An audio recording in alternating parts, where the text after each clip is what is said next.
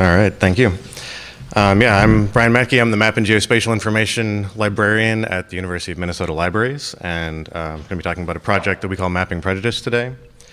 So Mapping Prejudice is leading community members in the work of constructing interactive digital maps of racial covenants for American communities. I'll talk a little bit more about what those are in a moment. But over the past 3 years in Minneapolis, which is in Hennepin County in Minnesota, Mapping Prejudice has developed a process that uses GIS-based data visualization, citizen research, and community conversations to encourage participants to confront structural racism. So as we say on our website, we're a team of interdisciplinary team, geographers, historians, digital humanists, community activists. So the map shows when and how large swaths of land were restricted through racial covenants, which barred people who were not white from buying or even occupying certain parcels of land.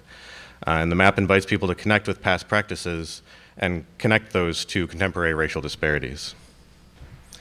So a question we get often is, why this project? And one of the reasons is that we wanted to confront what we saw to be some kind of civic dissonance. Proponents of Minneapolis often cite our city's fantastic parks, our sophisticated art scenes, our propensity for volunteering, our high voting rates, all of those things. This was an article in The Atlantic a few years ago, but the problem is that belief in that miracle masks both past crimes and contemporary inequities. So today, by many measures, the Twin Cities actually have the highest racial disparities in the country. For example, people of color are far more likely than white residents to struggle with poverty. And African Americans struggle today to secure stable and affordable housing. Minneapolis has nearly a 50% gap in homeownership between white residents and African American families. So to believe the Minneapolis miracle, you have to ignore racism and inequality, and you have to silence the past and deliberately forget how we got to the place we are today. So we wanted to show that our contemporary racial disparities are not the result of some natural order.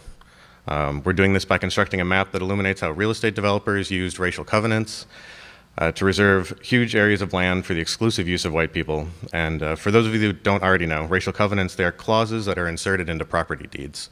So what you see in the background is just a standard property deed. This one's from the 19-teens, just before World War I.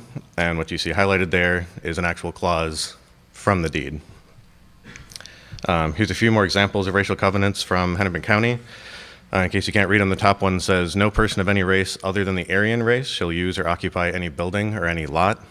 The bottom one is, "The said premises shall not at any time be sold, conveyed, leased, or sublet, or occupied by any person or persons who are not full bloods of the so-called Caucasian or white race." And in some of the more ridiculous ones, "No person of any race other than the Caucasian race shall use or occupy any building or any lot, except that this covenant shall not prevent occupancy by domestic servants who are not white." So if you didn't own the property or you weren't a roommate, if you were being paid to be there, then you could be there. And this is one of the things we like to do is we use primary sources. These are the actual deeds. They seem to not have quite the same impact on people if you are just quoting them in a paper or something. Actually seeing the actual documents is what really gets to community members. And so that project has led community members in the work of mapping these restrictions. We use computers to comb through the millions of property records and flag the documents that seem to have racist language in them. And then we have nearly 3,000 citizen researchers that have read these deeds in our online portal and extracted the information that we need to locate them in space. So here's what we've documented so far. These are showing up between 1910 and 1955 for Minneapolis and Hennepin County. We've mapped almost 19,000 so far. So what you see here is a conglomeration of blue dots. And each blue dot denotes an individual property parcel that was reserved exclusively for the use of white people. And while there's already a lot of blue on the map, it only shows about 2/3 of what we're expecting to find. We've mapped about 19,000. We think there's going to be about 30,000 covenants total. So this is a close-up of a neighborhood in South Minneapolis. So you can see the individual lots kind of being designated there as we go block by block. I also want you to understand how powerful the covenants were. To fully grasp this, you have to know how they were enforced. So they were backed up by the full power of the American judicial system. And covenants ran with the land, which means that anyone who breached the covenant, which was embedded in the property deed, even after the property had changed hands several times, risked ending up in court. So they risk losing any equity they had accumulated in the property. They risk having the property revert back to the person who put the covenant on in the first place. Even if that person had died, it would go to their heirs. So if I put a covenant on and I sold it to someone who sold it to someone who sold it to someone else who breached the covenant, they lose all their equity and I get the property back, or my heirs get the property back. So I'm going to show a brief animation of the map and just let you take a look at it before I talk about a few other things. What you're going to see is the spread of racial covenants throughout Hennepin County over time. This is where I like to say that we're borrowing from the paradigm of epidemiological mapping. The covenants spread like a disease across the county. And we found that showing the map like this is incredibly powerful for especially citizens who are not unfamiliar, or who are unfamiliar with this history. Most people in Minneapolis watch it and that they're a little anxious and apprehensive, kind of waiting for the covenants to spread to their neighborhood. So I'll let you take a look at what it looks like. You can see the year and the number of covenants up in the upper right-hand corner.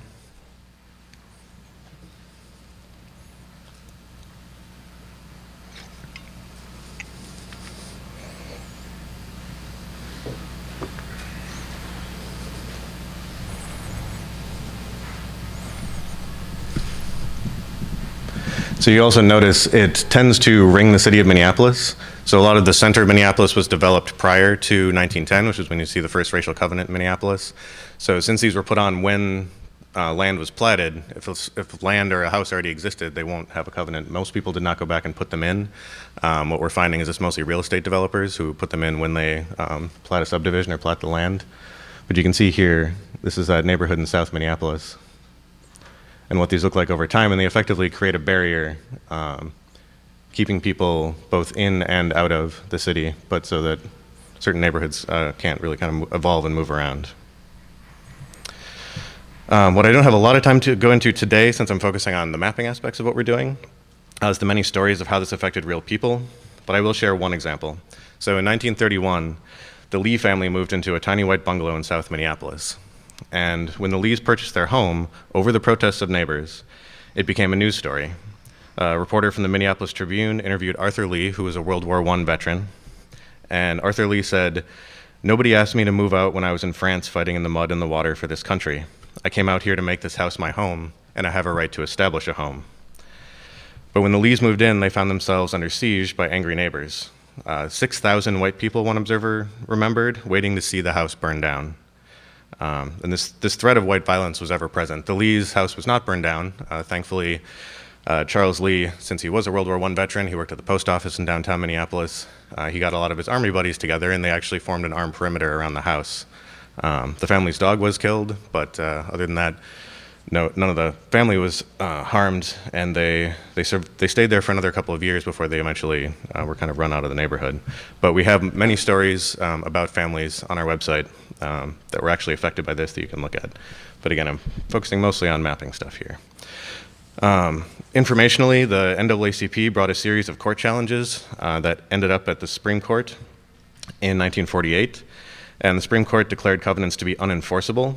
A few years later, elected officials made covenants illegal through legislative action. The Minnesota State Legislature banned them in 1953.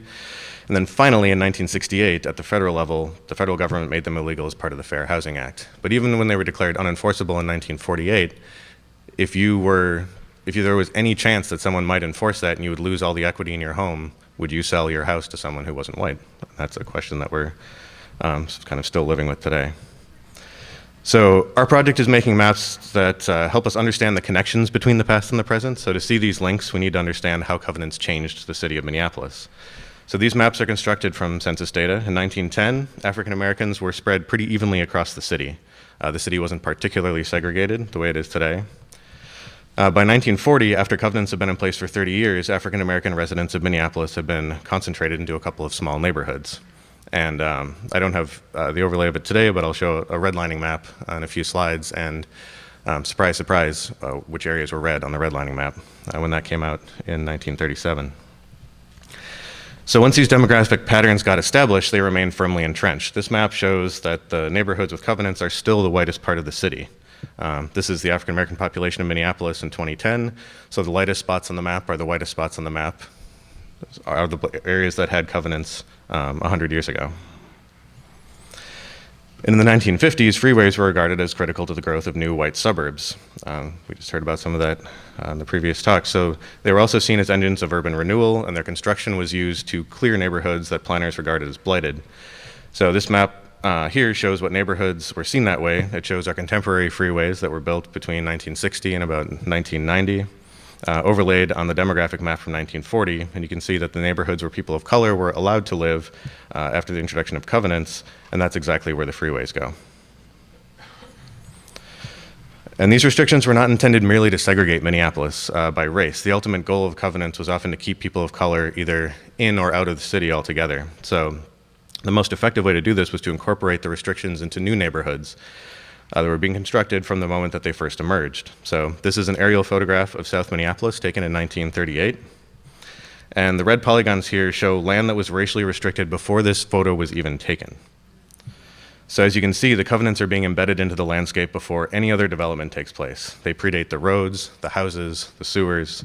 So the first thing that real estate developers are thinking about is race. I also try to approach this topic not just as a librarian, but also as a geographer. And in particular, I've had a lot of conversations about our map and the idea of critical cartography.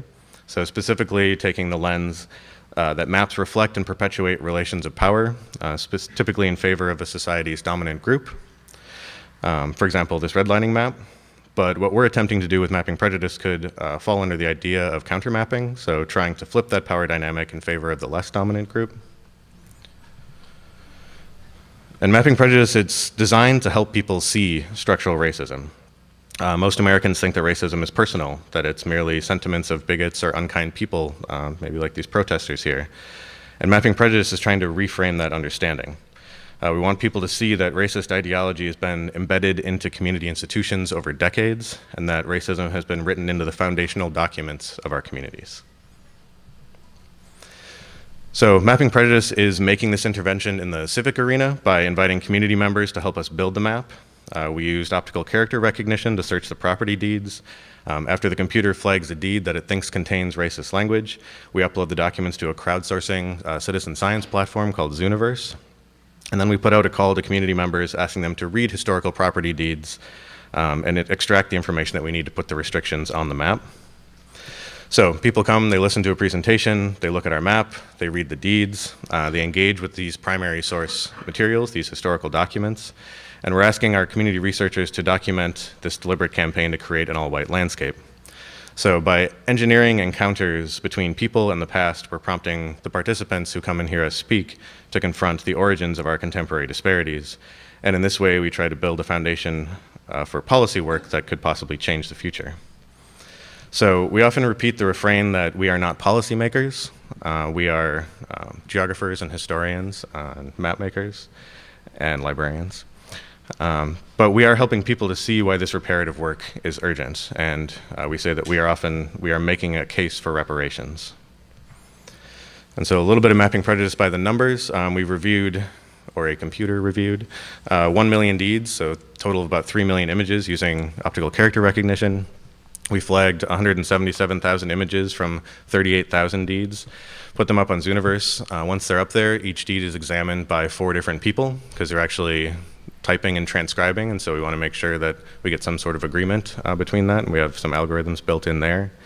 So we have nearly 3,000 volunteers that have done over 120,000 classifications in the last 2.5 years. We identified and mapped almost 19,000 covenants so far, and we've done almost 200 public presentations like this one. And we have, thankfully, had a little bit of influence. We informed the development of the Minneapolis 2040 plan, which is the city's comprehensive plan for the next 20 years. We became one of the first, if not the first city in the nation to actually change any residential zone neighborhood. You can now have a triplex or a duplex without having to get a special dispensation for that. So that hasn't gone into effect yet, but it will soon. We did inspire bipartisan legislation to permit homeowners to repudiate the deeds on their covenants, or the covenants on their deeds. Trying to build that constituency for social justice, providing a new data set for policymakers, and we are hoping to move into the other twin of the Twin Cities, into St. Paul and Ramsey County, middle of the year next year. You can learn more at mappingprejudice.org. I do want to acknowledge I am one of 4 project co-founders. So Kirsten Delegard is our project director, Penny Peterson is our property record specialist, and Kevin Erman-Solberg is actually our digital and geospatial director. I do a lot of the project management, strategic planning, university bureaucracy, navigation, all of that stuff to make sure that they can do the work that they do. And then I also do want to acknowledge that we're not the only people doing this kind of research. It's happening in multiple places around the country. And we had some early inspiration from a project in Seattle about 10 years ago. So they kind of upped their web presence a bit too. So if you're interested, go take a look at Segregated Seattle. It talks about racial covenants here as well. And you can get the slides there. And I think we have a couple of minutes for questions. Thank you.